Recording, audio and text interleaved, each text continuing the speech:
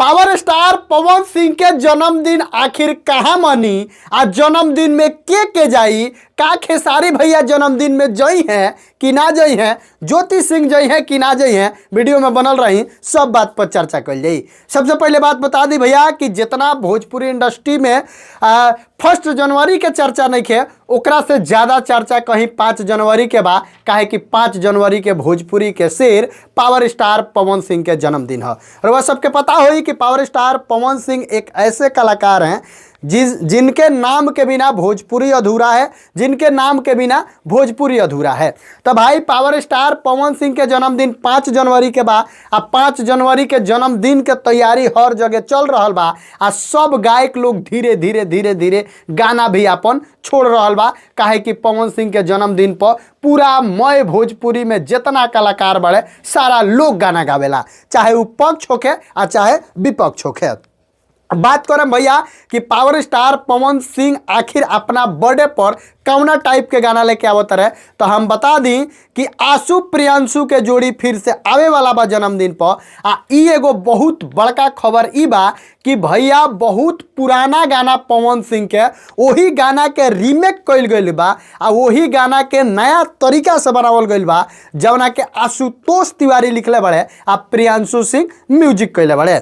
लेकिन भैया एक और बात ई होता कि पावर स्टार पवन सिंह के साथ लेडीज कलाकार के गोले बा, के मतलब फीमेल गायिका बा जेकर पवन सिंह अपना बर्थडे के अवसर पर गाना लेके आ रहा बड़े केकरा साथ है। तो हम बता दी भैया कि ना शिल्पी बाड़ी ना शिवानी बाड़ी, तो आखिर बा के तब बाड़ी कल्पना पटवारी। और वह सबके पता हुई कि कल्पना जी के गाना पूरा भोजपुरी इंडस्ट्री में कोनो समय में तबाही मचौले रहे, उहे तबाही फिर से बड़ा मचल बा, काहे कि मनी मेराज बहुत सारा गाना पर जौन बा की वीडियो कैलहन, अंकुश राजा कैल हलो, अब फिर से कल्पना पटवारी जी के भोजपुरी इंडस्ट्री में दबदबा बन गइल बा।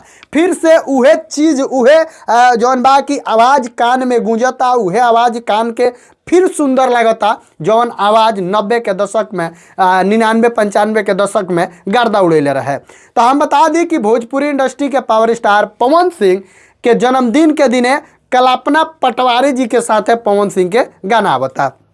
बाकी भैया हो गए music director Priyanshu Singh, lyrics जौन बा की आशुतोष तिवारी, फीमेल गायिका कल्पना पटवारी आ पावर स्टार पवन सिंह। लेकिन आखिर वीडियो में के काम कैले बा, बहुत लोग बहुत तरह, तमन्ना भाटिया के केहू कहला भोजपुरी के छोड़ के बॉलीवुड के सारा लोग के लोग कहला, ओकरा बाद मिला जुला के सब चीज़ मिलावला के बाद से पावर स्टार पवन सिंह के मैनेजर साहब यानी अभिषेक भैया साथे साथे अमित भैया दोनों जना मिल के ऐसा मॉडल लेके आयल वालो जौना मॉडल के हरियाणवी गाना में वो मॉडल जौन बा की काम करेली, बहुत फेमस मॉडल है, उनके के भोजपुरी में ले आके पवन सिंह के गाना करावल गइल बा, जौन गाना बर्थडे के दिन आई। तब भैया वह सब इतना जानी कि भोजपुरी के पावर स्टार पवन सिंह बात अब हो गई गाना के। अब बात हुई कि आखिर खेसारी लाल यादव अहन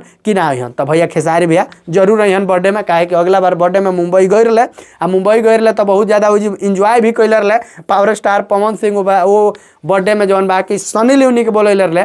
लेकिन पवन भैया से विनती बा कि ये बर्थडे में कोनो हीरोइन ना, कोनो एक्ट्रेस ना, ये बर्थडे में ज्योति भाभी के बोलाब, काहे कि फैमिली के साथे बर्थडे मनैब तो बहुत सुंदर लगी। लेकिन भैया वो बर्थडे पवन सिंह आरा में बिहार में ना मनाई है, वो बर्थडे की तो लखनऊ में मनी, आना तो एक जगह और ही मनी जहाँ के नाम हो हावड़ा ब्रिज।